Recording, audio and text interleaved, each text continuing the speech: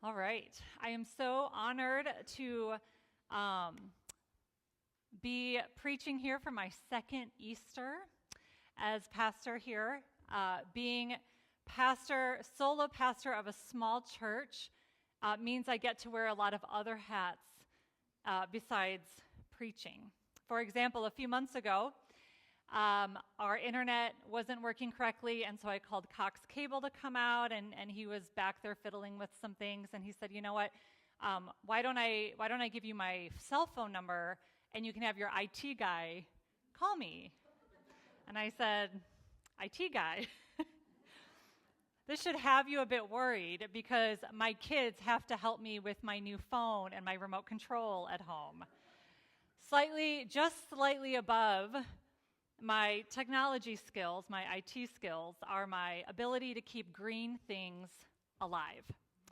But in the fall, we planted a beautiful tree out in front of the office in memory of a longtime member who had passed away. And we got it from Tucson Clean and Beautiful, and it came with these instructions on how to care for it, specifically the first year that it's planted. You got to be really careful that first year and do stuff for it. This isn't just any tree, it's a meaningful tree and one I have to keep alive. But see, I don't have the best track record of keeping plants alive in my own backyard. Too many years to count. I have said, this is the year I will grow vegetables. And too many years to count, every year they have died. I planted 2 citrus trees in our backyard 5 years ago. They did not make it more than a few months. But thankfully, a lot of the plants in our backyard have been there for a long time, and they're just very resilient desert plants, I guess. And one of them is a pyracantha. That's not my pyracantha, but it's similar. Every fall, if you're not familiar with this plant, there's a lot of them around Tucson. Every fall, it is full of these orange berries that turn a deep red by Christmas time. And then in the spring, just erupt with beautiful white blossoms that attract all kinds of pollinators. Birds have made their nest in this huge pyracantha we've had. It has provided shade for our patio and some privacy from our neighbors. It has endured for decades the hot, dry Tucson summers and also the overnight freezing temps that we get sometimes in the winter. It is a hardy, resilient plant, or I should say was a hardy, resilient plant. About a year ago, we noticed that parts of it were dying. Whole branches were dead. The leaves had dried up and were brown. We tried tending to it a little bit more, watering it a little bit differently, a little bit more, and then I Googled, which is just how I solve problems, and concluded that the plant had a fungus disease of some sort.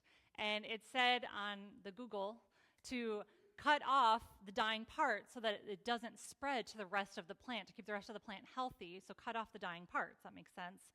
And so we cut it down.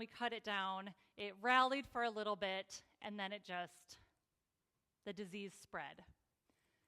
I've got another picture of what my actual pyracantha looks like in my backyard right now. That is our pyracantha stump. So despite how strong and flourishing it had been, despite how large and hardy it was, despite our tending to it to the best of our ability, cutting off the bad parts, the disease was too much for this plant. Too much to keep up, too much to fight back, too much to save even a little bit that was left. Sometimes the truth is there is too much damage, and the disease wins. So what happens when this is not about a plant in my backyard?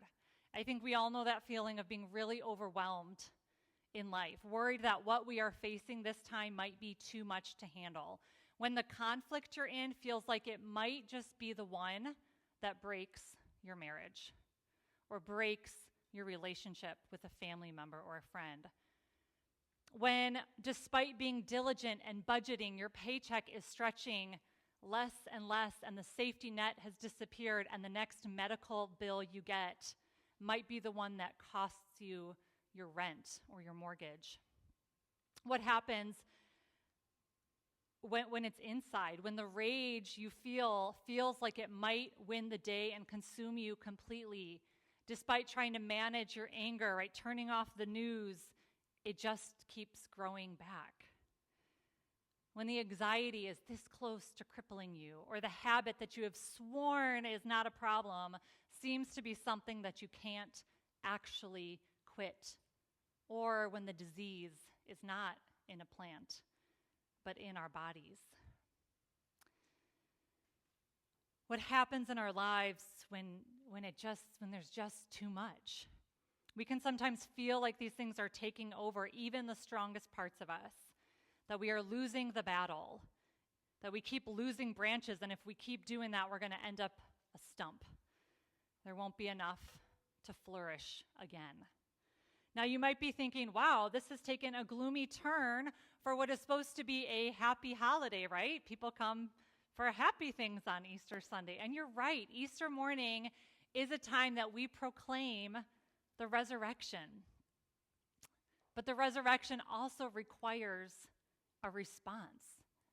We believe it or we don't. It is asking to speak into our actual lives and our actual lived experiences, which are not always rosy.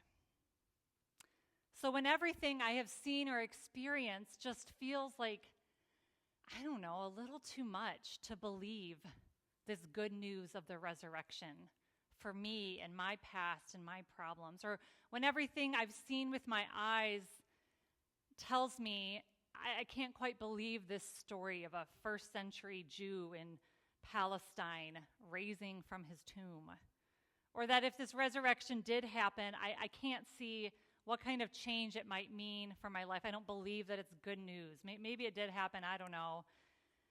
But the battles I'm facing are just too strong. So holding all of that this morning, I would like to enter the story of Easter not through the joyful cries of Mary running to tell the apostles he is risen, not through the enthusiasm of Peter who runs to the tomb to just double check that it's empty, but instead through the eyes of someone who I think had just seen a little too much to believe in this whole resurrection thing. I'm going to read from the Gospel of John, chapter 20, start with verses 24 and 25. This is taking place after the resurrection, after Jesus has appeared to some of the disciples. Now Thomas, also known as Didymus, one of the 12, was not with the disciples when Jesus came. So the other disciples told him, "We have seen the Lord." But he said to them, "Unless I see the nail marks in his hands and put my finger where the nails were and put my hand into his side, I will not believe." Thomas gets this nickname, Doubting Thomas, but I think we kind of do him a little bit of a disservice with that. We kind of discount the whole rest of his faith journey, right? Looking back on the disease that took my pyracantha, it didn't take out the scrawny, struggling plant. It took out the hardiest, biggest one in our backyard. Thomas is actually somebody who was strong in his faith. He saw Jesus heal sick people. He witnessed miraculous things like supplying fish and bread to the multitudes and turning water into wine. He saw Jesus do things that messed with his understanding of how the natural world works, like calming a storm and walking on water. He saw Jesus love and dignify and touch those who were discarded by religious leaders and society. Thomas was strong in his faith. When Lazarus is sick, Lazarus is somebody who is a very good friend to Jesus and the disciples. It is at a time when it is quite dangerous for Jesus to be out traveling because some people had just tried to stone him to death. And so the disciples are like, we should stay back, Jesus.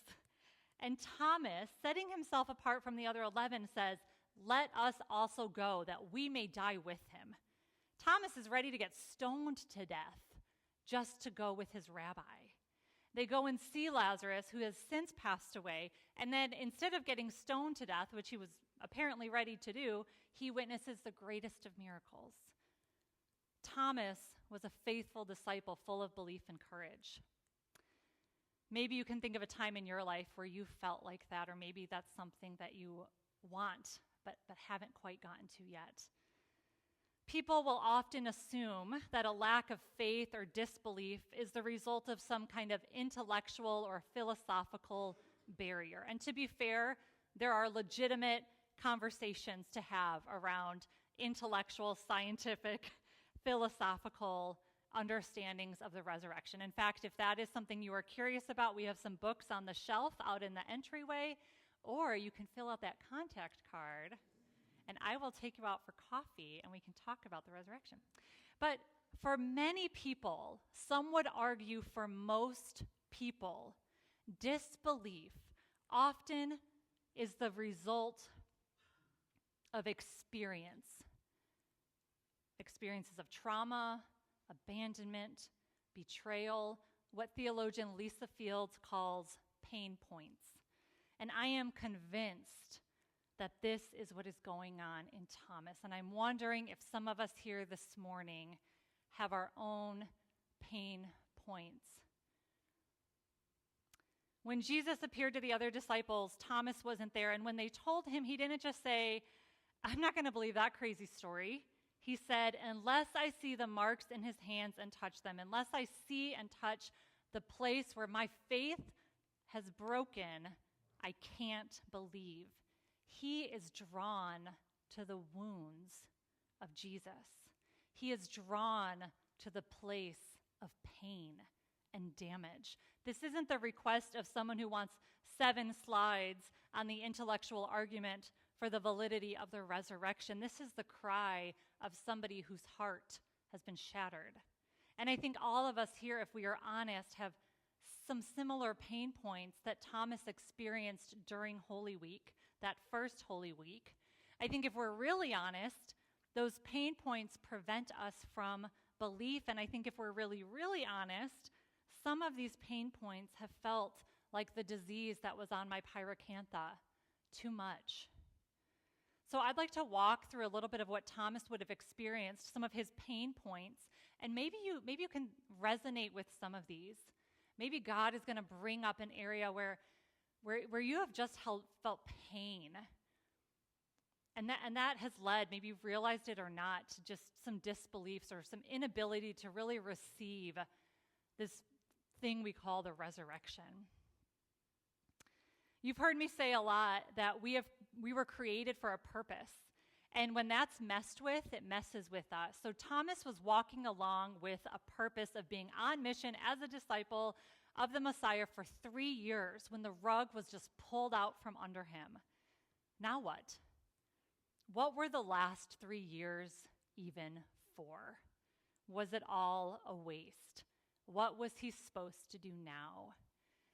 I'm wondering if there's anybody in this room has been certain of what your life was about, the trajectory, the path you were on, only to have that rug pulled out from underneath you. Maybe a loss of a job or a family tragedy,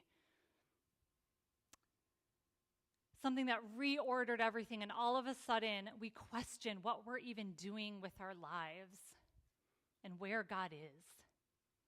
That's a pain point. And we don't often name it as a pain point, but it's a pain point. And it affects our ability to believe. Another one, Thomas saw the religious leaders fail.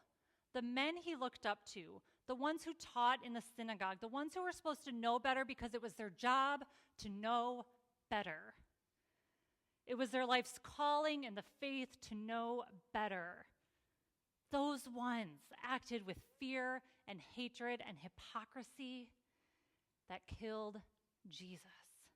And I'm wondering if anyone here this morning has been disappointed by a leader in the faith, by someone who claimed to be transformed by the power of God and committed to the values of Christianity only to abandon them, only to experience moral failure, which happens, but then refuse accountability or repentance, only to betray the teachings of Christ when they became inconvenient.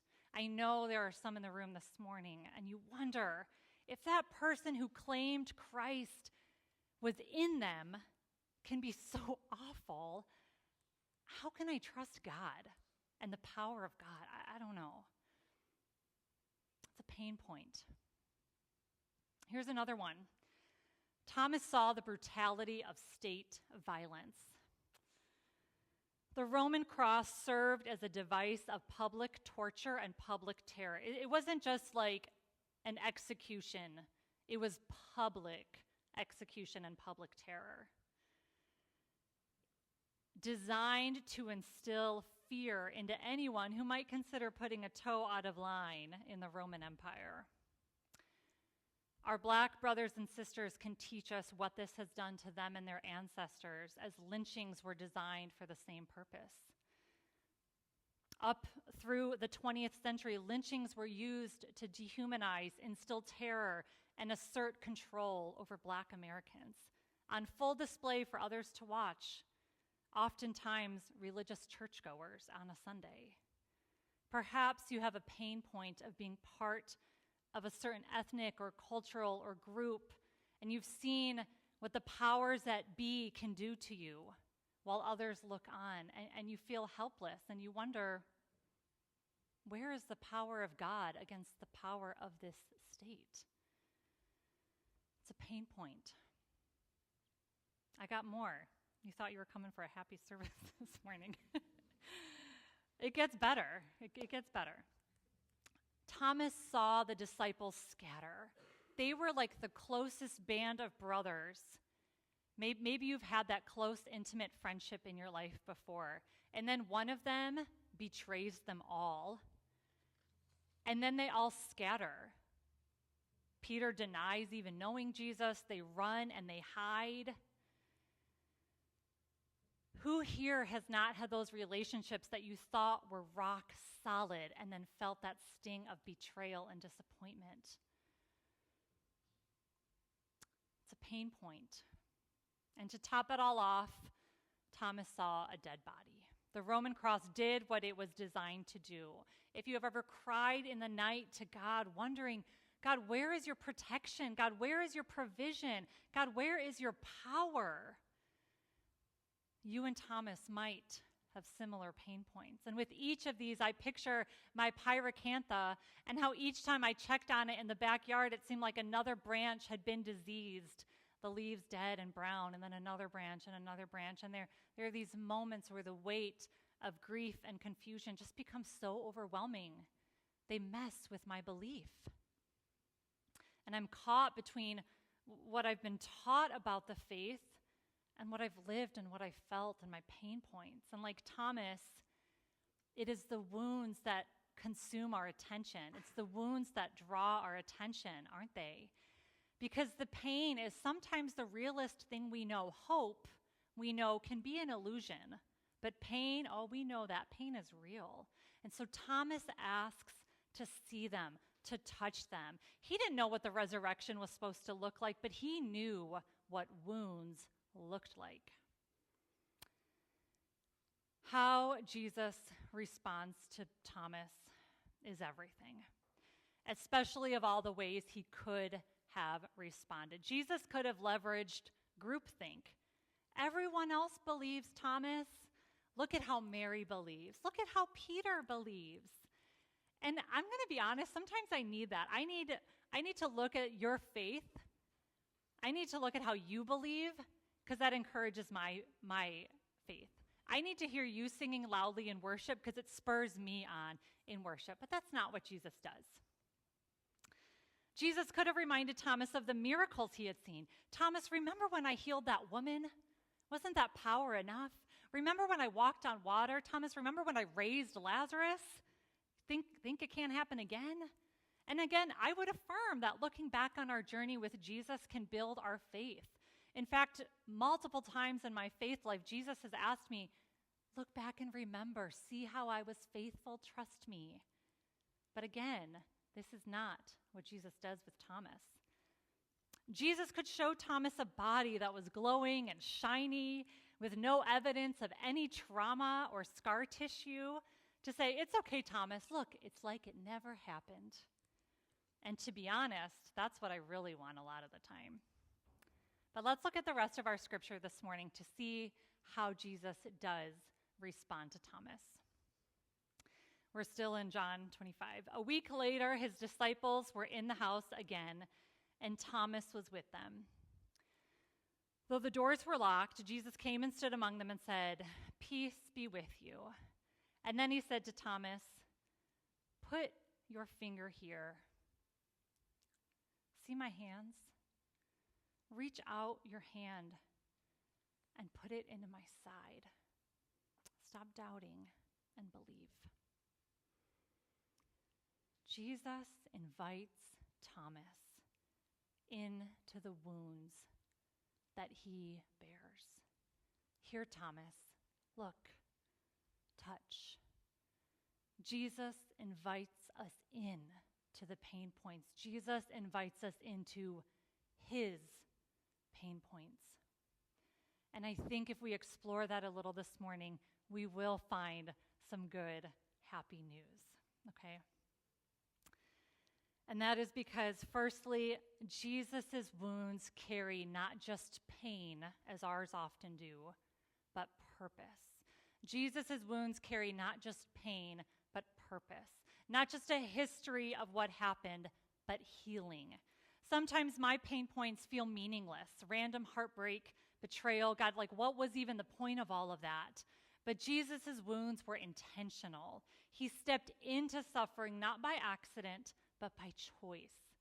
For those who feel like you're losing the battle, who wonder what could possibly overcome not just what's been done to you, but maybe what you have done to somebody else. What can overcome a disciple who has just seen too much to believe? The love of Christ, as it is shown in the wounds of his hands and his feet and his side. What can overcome the disease that threatens the death of us all? The love of Christ as shown in his wounds. Jesus meets our wounds with his own. Our sin was not too much for Jesus. We talk about being overwhelmed and overcome, the disease taking over the whole plant. Our sin was not too much for Jesus. God has seen the worst in humanity, in us, for centuries of human cruelty, of Israel's long history of idolatry, of the inability of you and me to just do what is good and is right, to love God with our whole lives, to love our neighbor as ourselves. God looks at all of that, and he was not overcome like a diseased plant with no recourse. It was not too much for him. Not too much to just say, man, I'm done with that human project and planet Earth. Our sin could not overwhelm and overcome because of the love of God that is in Christ Jesus. Paul writes, but God demonstrates his own love for us in this. While we were still sinners, Christ died for us. Our wounds might feel meaningless, but Jesus' wounds were intentional. Let them overcome you this morning. Let them overwhelm you, not with death and disease, but with love and with life. My invitation to you is to look at your wounds, but then to look at his. Jesus' wounds carry not just pain, but purpose. And secondly, Jesus' wounds did not have the last word. Although it might feel like this is the end of the story, though physical death might come, it will come to all of us. But for those who are in Christ, it is not the end of the story. So hear this, brothers and sisters. The pain that we have experienced, the pain points in your life right this very moment, though they threaten to be the end of you, they are not the end of the story. Christ meets our pain points with his own suffering and then transform them into redemption. Because hope, while not an illusion, is not born beyond the cross or around the cross, but through the cross. For Thomas, seeing those wounds wasn't just about belief or disbelief, it was healing. And now, face to face, those same wounds are not bleeding, they are glorified. One of our song lyrics this morning talked about glorification. It's not a word we use a lot in church, to be glorified. What does that mean? What is glorification?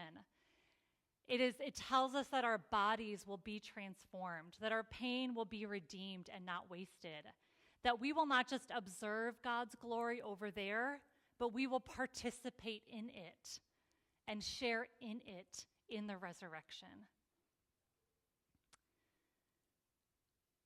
Jesus doesn't hide his wounds. He uses them to bring Thomas back to the faith. That is what resurrection does. It takes the very place of pain and says, "Death, where is your sting?"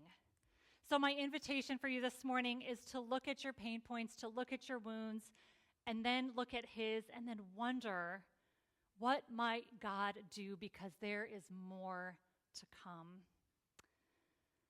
Thomas could have responded in a number of ways, but this is what he says.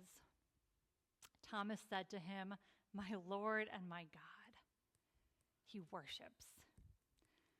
The one who didn't believe because of his wounds was brought into worship because of his wounds.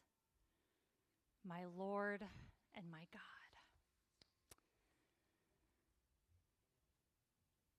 This morning, we will worship more with communion and then with singing.